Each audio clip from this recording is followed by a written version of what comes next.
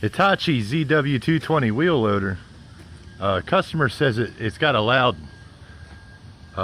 knock when it's running. So just for this one, I'm going to go ahead and start it.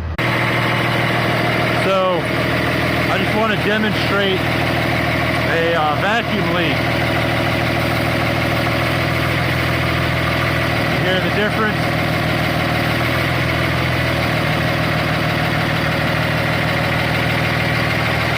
Got a big hole